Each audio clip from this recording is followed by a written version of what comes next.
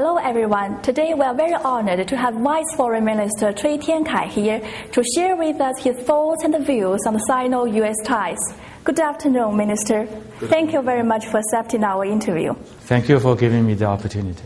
So the U.S. Vice President Joe Biden has just concluded his 6-day China visit. Besides Beijing, he has even traveled to Sichuan province. During his stay in the country, he has worked very hard to restore China's confidence in the U.S. economy. So my question is, what is China's response to Biden's message, and what kind of message Biden has brought back to Washington from the Chinese side? I think during the visit by Vice President Biden, both the Chinese and American sides have reaffirmed their commitment to a strong, stable, and sustainable China-US relationship. This has sent out a very strong and positive message to the world that this important relationship will continue to develop. At the same time, Vice President Biden made a great deal of efforts to convince us that the United States economy will continue to grow, and we should have confidence in the U.S. economy. But as a matter of fact, the two economies, the Chinese economy and the American economy, now have a very widespread and deep interdependence. When the U.S. economy is growing, it's good for the Chinese economy. And when the Chinese economy is developing, it is also good for the American economy.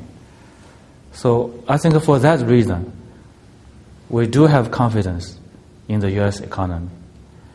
And we also believe the economic strength, the scientific and technological strength of the United States are still there.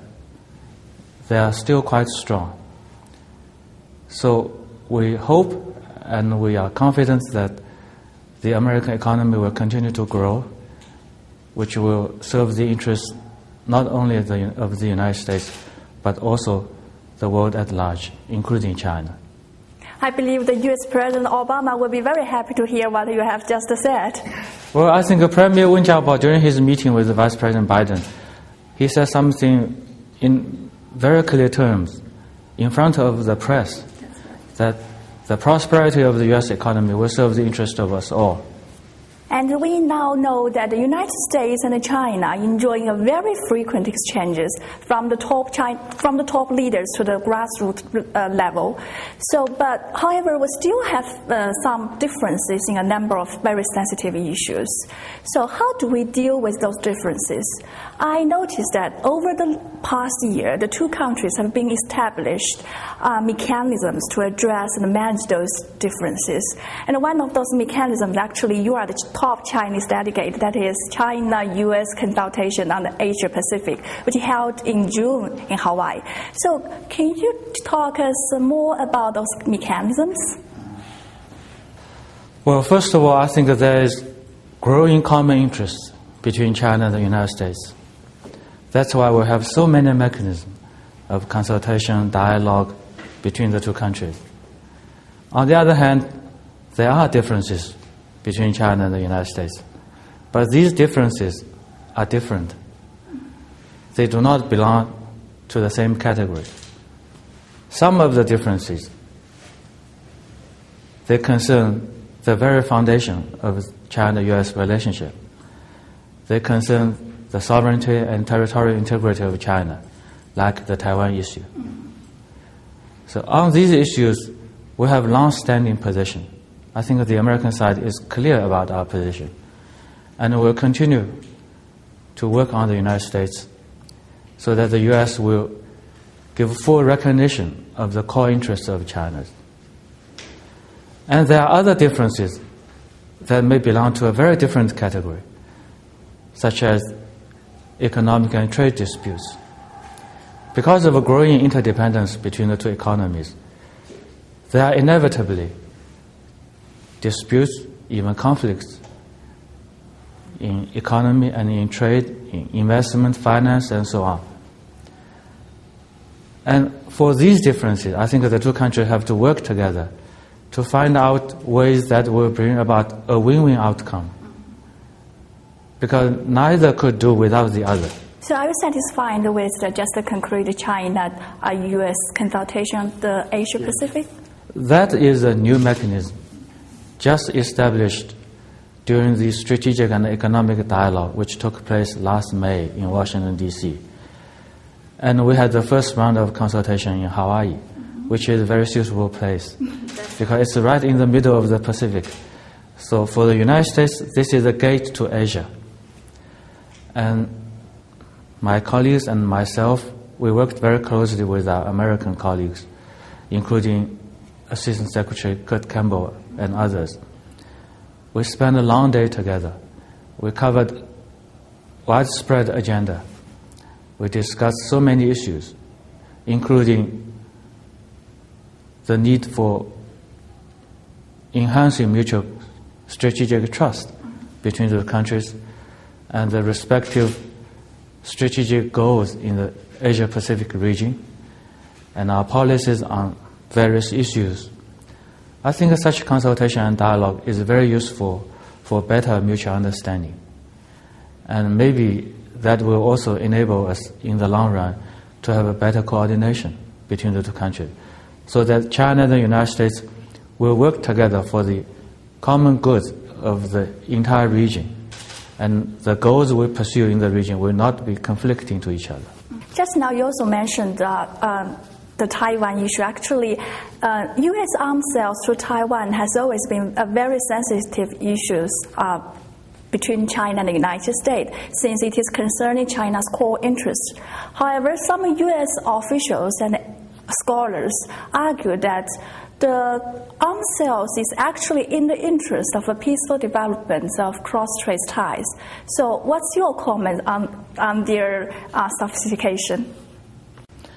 I think it's a very strange logic to say that more arms will serve the interest of peace. This is certainly contrary to experience. As you said, the Taiwan issue concerns the core interests of China. And back in 1982, China and the United States had a joint communique, which we call the August 17th communique. And that communique is exactly on this particular issue, U.S. arms sale to Taiwan. And next year will mark the 30th anniversary of that communique. But unfortunately, the issue is still very much with us. So we hope the U.S. will really change its policy on this issue and will really respect China's core interest and respect and support the development of peaceful relations across the strait. So we are still talking to our American colleagues on this. I hope they will come up with the right decision. So we all know that the United States has entered into its campaign season, and we believe that the presidential candidates from both, from whether Democrats or the Republican parties, will surely play China cards when they are running for the president. So, from your opinion, what kind of impacts will the U.S. domestic politics bring to the Sino-U.S. ties? Well, the campaign in the United States is certainly part of U.S. politics, part of U.S. domestic politics. Frankly, I think even many Americans believe this is a very strange game. But it's for the Americans to play. We just hope that both parties in the United States and all the politicians there, all the candidates there, will really base themselves and base their policies on the long-term interest of the United States itself. But the fact is that China is always the subject that the politicians like to talk about and the audience like to hear about. I have also noticed this. I think, for one thing, it means China is important to the United States. Otherwise, they will not talk about us.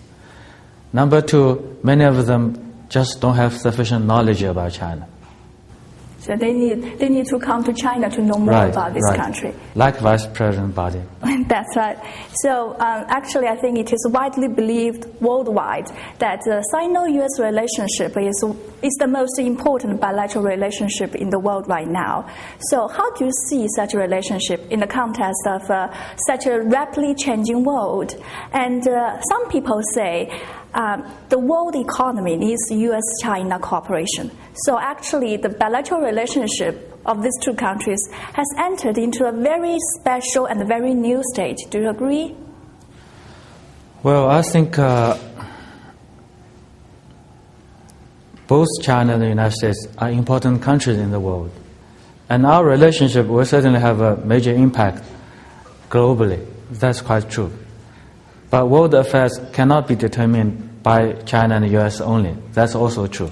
We have to work with other countries. But as far as the bilateral relationship is concerned, I think both countries have come to realize this relationship is extremely important for the future of both countries and even for the future of the world. So at the outbreak of the recent international financial crisis, I had a number of meetings with my American friends, and I told them, what is too big to fall is not the Wall Street banks, but our relationship. I hope both countries will do their best to maintain a stable and sound relationship. Thank you, Minister. I know that you are the Minister in charge of North American affairs, and you are also the Chinese coordinator for the G20 Summit affairs. So my last question is about the G20. So I want to know that, can you further elaborate the emerging economies' role in the G20, and also is China planning to raise any new initiatives during the upcoming G20 summit, and what is China's major concern at that meeting? I think in the last few years or even the last decade, the so-called emerging market economies, mainly the major developing countries, have been playing bigger and bigger role in global economic growth and development. I think this is a very positive historic development. Now, these emerging market economies, including China, are contributing more and more to the growth of the world economy. But we are still faced with a lot of uncertainty in the world economy, especially if we look at the recent debate on the national debt ceiling of the United States and what is happening with regard to the European sovereign debt crisis.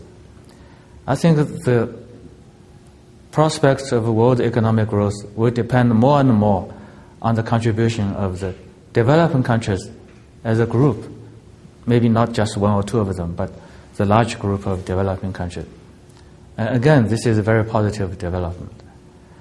So for the G20, I think it is imperative to respond effectively to the current challenges in the global economy and in global finance, and to have effective policy coordination to overcome the existing uncertainties and to give confidence to the international market. I hope the G20 summit in Cannes, France, will do a good job in this regard. And this is the idea China will propose at the summit. We want to have a stronger, more predictable, sustainable global economic growth. Thank you, Minister. That's the end. You are released. Thank you.